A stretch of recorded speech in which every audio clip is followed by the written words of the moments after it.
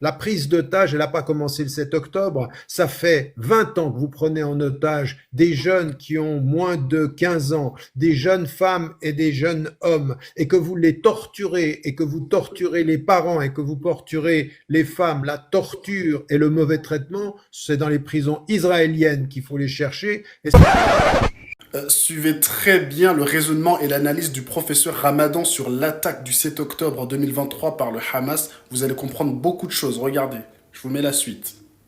le contexte, il n'est pas que c'est une attaque qui vient de nulle part. En fait, c'est le contraire de ce que l'on nous dit.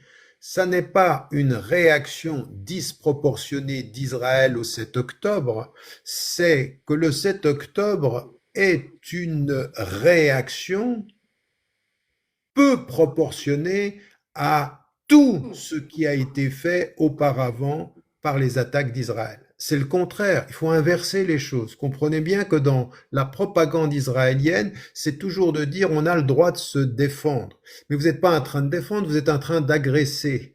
Donc il n'y a pas de réaction disproportionnée, il y a une action inacceptable et hors de toute proportion depuis 70 ans que vous n'acceptez aucune résolution, que vous ne respectez aucune résolution des Nations Unies, on en est à plusieurs centaines aujourd'hui, et que pendant les 20 dernières années, vous avez mis dans une prison à ciel ouvert, dans ce qui s'appelle dans le vocabulaire du XXe siècle un camp de concentration. Vous avez mis une population dont vous réglez l'électricité tous les jours, l'accès à l'eau tous les jours, qui ne peuvent pas sortir, qui sont dans l'humiliation de checkpoint.